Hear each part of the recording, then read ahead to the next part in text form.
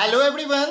आज इस video lecture में हम एक नया चैप्टर स्टार्ट करें। क्लास 11th का फोर्थ चैप्टर है केमिकल बॉन्डिंग। ठीक है, तो सबसे पहले ये जो चैप्टर है इसका पूरा नाम है chemical bonding and molecular structure. ये चैप्टर 4 है क्लास 11th का। ठीक है, तो सबसे पहले हम बात करते हैं कि केमिकल बॉन्ड क्या होता है। ठीक है, तो केमिकल बॉन्ड होता है कि दो एटम्स या फिर दो एलिमेंट जब एक अट्रैक्टिव फोर्स से जुड़ते हैं, the attractive force which hold together the constituent particles। constituent particles क्या? atom, molecules, atoms, ions, molecules, atoms, molecules और ions। ठीक है, in a chemical species is known as chemical bond। जैसे हम देखते हैं क्या, अब देखिए A है और A है, तो इन दोनों के बीच में एक बॉन्ड है, तो इस तरह का क्या दिखता है? तो नहीं, ये एक फोर्स है। क्या है? Chemical bond is a type of force. Which force? तो अट्रैक्टिव फोर्स है। ठीक है, केमिकल बॉन्ड कैसा फोर्स है? अट्रैक्टिव फोर्स है। तो ये दिखता नहीं है इस तरह से, लेकिन हम लोग समझने के लिए इस तरह का देखते हैं। ठीक है, ये देखिए फोर्स कैसा है? अट्रैक्टिव फोर्स है। अब इसमें क्वेश्चन आता है कि how why do atom combine? Why do atom combine? Atom क्यों जुड़ते हैं? ठीक है, तो इसके पीछे दो रीजन है। मेन जो रीजन इसका है वो इसका जो कॉन्फ़िगरेशन है वो नोबेल गैस की तरह बनाना इसका है, और दूसरा है कि ऑक्टेट रूल, यानी कि इसका जो नोबेल गैस कॉन्फ़िगरेशन अटेंड करना चाहता है या अपने वैलेंसी को अपने आउटर मोस्ट सेल में 8 इलेक्ट्रॉन कंप्लीट करना चाहता है। इस कारण से ये बॉन्ड बनाते हैं। ठीक है, जैसे हम एक एग्जांपल देते हैं, मान लीजिए हाइड्रोजन है, हाइड्रोजन के का वैलेंसी इलेक्ट्रॉन कितना हाइड्रोजन में होता है? 1। अब क्लोरीन है, क्लोरीन के अंदर वैलेंस इलेक्ट्रॉन कितने होते हैं? 7। तो अगर इन दोनों के पास अब इसको चाहिए 8, तो ये हाइड्रोजन से क्या करेगा? बॉन्ड बना लेगा, तो इसका तो ऑक्टेट कंप्लीट हो जाएगा, 8 इलेक्ट्रॉन इसका आउटर मोस्ट शेल में हो जाएंगे, और इसका क्या हो जाएगा? 2 कंप्लीट हो जाएगा, ये 2 पे ही संतुष्ट हो जाता है। तो यहां से हम क्या समझते हैं कि मतलब एटम के अंदर टेंडेंसी क्या होती है? नोबेल गैस कॉन्फ़िगरेशन अटेंड करने की या फिर ऑक्टेट रूल कंप्लीट करने की। ठीक है, जैसे सोडियम है और क्लोरीन है, सोडियम एक इलेक्ट्रॉन लूज करेगा, ठीक है, और क्लोरीन उसको एक्सेप्ट करेगा उस इलेक्ट्रॉन को, तो क्लोरीन के पास कितना हो जाएगा? 7 था, और एक इलेक्ट्रॉन जब एक्सेप्ट किया तो 8 हो गया उसके आउटर मोस्ट सेल में। तो इसलिए जो है वो एटम कंबाइंड होते हैं।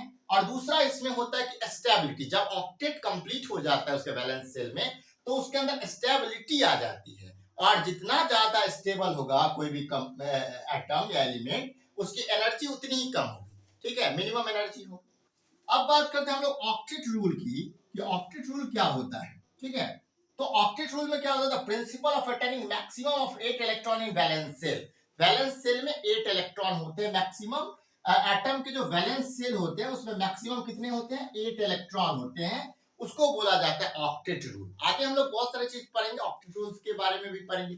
बहुत सारे क्वेश्चंस इस तरह के एनसीईआरटी बुक में दिए हुए हैं, उसको हम अलग अलग थ्योरीज के माध्यम से, जैसे BSc valence bond, electron pair repulsion theory, VSEPR theory, valence bond theory, molecular orbital theory, और बहुत सारे थ्योरीज के माध्यम से पढ़ेंगे। पहले आप इसको इतना नोट कर लीजिए, फिर आगे हम लोग पढ़ेंगे लेविस सिंबल के बारे में, पढ़ेंगे सिग्निफिकेंस ऑफ लेविस सिंबल पढ़ेंगे, और फिर हम बात करेंगे अंत में टाइप्स ऑफ केमिकल बॉन्ड, जैसे कोवेलेंट, इलेक्ट्रोवेलेंट, इन सब के बारे में बात करेंगे। आज ये फर्स्ट क्लास है इस चैप्टर का, तो पूरा इसको देखिएगा और बने रहिएगा लास्ट तक। तो पहले इसको अच्छे से नोट कर लीजिए, हम थोड़ा साइड हो जाते हैं, पूरा इसको नोट कर लीजिए। ठीक है, अब बात करते हैं लेविस सिंबल और इलेक्ट्रॉन डॉट सिंबल के बारे में। ठीक है, इलेक्ट्रॉन डॉट स्ट्रक्चर के बारे में बात करते हैं। According to Lewis, during the formation of molecule, valence electron represented by dot और क्रॉस, यानी कि वैलेंस इलेक्ट्रॉन जो भी होता है उसको इसमें क्या कहते हैं? जैसे सिंबल तो पता है, हाइड्रोजन का H होता है, नाइट्रोजन का N होता है, ऑक्सीजन का O होता है, उसके पास क्या कहते हैं? जो वैलेंस इलेक्ट्रॉन होता है ना, उसको डॉट के रूप में या क्रॉस के रूप में हम लोग रिप्रेजेंट कर देते हैं। यही लेविस सिंबल होता है। जैसे डॉट के रूप में हम रिप्रेजेंट करेंगे तो इस तरह से ये डॉट देंगे, और क्रॉस हम लोग इस तरह से देंगे। ठीक है, आपको पता ही है, कोई दिक्कत नहीं, कंफ्यूजन नहीं। अब बात करते हैं कि एटम जो होते हैं उनके पास एक इनर इलेक्ट्रॉन होता है, जो उनके मतलब फर्स्ट ऑर्बिटल में, सेकेंड ऑर्बिटल में होता है, वो इनर ऑर्बिटल होता है। और इनर ऑर्बिटल जो होते हैं वो प्रोटेक्टेड होते हैं। क्या होते हैं? प्रोटेक्टेड होते हैं। और वैलेंस इलेक्ट्रॉन जो होते हैं वो पार्टिसिपेट इन बॉन्ड फॉर्मेशन, यानी कि सब इलेक्ट्रॉन बॉन्ड फॉर्मेशन में पार्टिसिपेट नहीं करता, बॉन्ड फॉर्मेशन में पार्टिसिपेट करता है सिर्फ वैलेंस इलेक्ट्रॉन, जो कि लेविस स्ट्रक्चर लेविस सिंबल द्वारा रिप्रेजेंट होता है, बस वही बॉन्ड फॉर्मेशन में पार्टिसिपेट करता है। इनर इलेक्ट्रॉन एकदम प्रोटेक्टेड होता है, और इसको जो रिप्रेजेंट करते हैं लेविस सिंबल में वो डॉट या क्रॉस से करते हैं। जैसे हाइड्रोजन है, हाइड्रोजन का एटॉमिक नंबर 1 है, तो हाइड्रोजन का सिंबल H होता है और उसके ऊपर एक डॉट लगाइए या क्रॉस लगाइए, एट योर विश, आपकी जो इच्छा। अब यहाँ पे हीलियम है, 2 एटॉमिक नंबर है तो 2 डॉट लगा दिए। लिथियम है, यहाँ पे 3 है, और हम देखते हैं कि इसका जब हम इलेक्ट्रॉनिक कॉन्फ़िगरेशन करते थे 1s2 2s1 या फिर 2 1 तो 1 आता है तो एक डॉट लगा दिए। नाइट्रोजन है 7 है 2 5 तो 5 डॉट लगा के इसको रिप्रेजेंट करते हैं। इसमें हम देखते हैं क्या कि जो ये वैलेंस सेल होता है ना, उसको तो हम डॉट के माध्यम से रिप्रेजेंट कर देते हैं, लेकिन जो ये इलेक्ट्रॉन होते हैं जो बॉन्ड फॉर्मेशन में पार्टिसिपेट कर लेते हैं उनको तो हम बॉन्ड पेयर कहते हैं, लेकिन जो पार्टिसिपेट नहीं कर पाते उन्हें लोन पेयर कहते हैं। ठीक है, अब कोई जरूरी नहीं कि जितने बैलेंस है सब के सब बॉन्ड फॉर्मेशन में भाग ले ही लें, जो नहीं लेंगे उनको क्या बोलेंगे, लोन पेयर। ऑक्सीजन है, ऑक्सीजन का एटॉमिक नंबर 8 है, number of electron number of proton और एटॉमिक नंबर 8 है। इलेक्ट्रॉनिक कॉन्फ़िगरेशन अगर हम करें तो 1s2 2s2 2p4 होता है, तो 6 इसके आउटर मोस्ट सेल में वैलेंस सेल में होंगे, तो ऑक्सीजन को इस तरह से हम लोग क्या करेंगे, रिप्रेजेंट कर देते हैं। ये क्या हो गया, लेविस सिंबल लिखने का तरीका। अब आप लोग और भी ज्यादा एलिमेंट्स का या आइटम्स का कर सकते हैं, कोई दिक्कत वाली बात नहीं है। अब इसका क्या सिग्निफिकेंस है, सिग्निफिकेंस ऑफ लेविस सिंबल पर बात करें तो Lewis symbol indicate the number of electron in outer most और वैलेंस सेल। जैसे ही हम लेविस सिंबल देख लेते हैं किसी भी, अगर हम ये नहीं बता रहे इलेक्ट्रॉनिक कॉन्फ़िगरेशन या नंबर ऑफ वैलेंस सेल, बस हम ये स्ट्रक्चर देख रहे तो डॉट या फिर क्रॉस काउंट करके हमको पता चल जाएगा कि कितना वैलेंस इलेक्ट्रॉन है। ठीक है, और दूसरा कि these help to predict the common और ग्रुप वैलेंस ऑफ एलिमेंट, ये कॉमन भी प्रिडिक्ट कर देता है और ग्रुप वैलेंस, कॉमन या ग्रुप वैलेंस को प्रिडिक्ट करता है। कैसे करता है देखिए, अगर वैलेंस इलेक्ट्रॉन लेस देन 4 हो तो कॉमन वैलेंस जो होता है वही नंबर ऑफ वैलेंस इलेक्ट्रॉन होता है। जैसे बेरिलियम का 2 है तो ये कॉमन वैलेंस इलेक्ट्रॉन हो गया, एल्युमिनियम में 3 है यही कॉमन वैलेंस इलेक्ट्रॉन हो गया। अगर हम बात करें वैलेंस इलेक्ट्रॉन मोर देन 4 तो क्या करें, common valence 8 minus number of valence electron. जैसे नाइट्रोजन का क्या है 5 तो 8 माइनस 5 3 हो गया, तो नाइट्रोजन का कॉमन वैलेंस इलेक्ट्रॉन क्या हो गया 3। और अगर हम ऑक्सीजन का बात करें तो ऑक्सीजन का कॉमन वैलेंस इलेक्ट्रॉन क्या हो गया 2।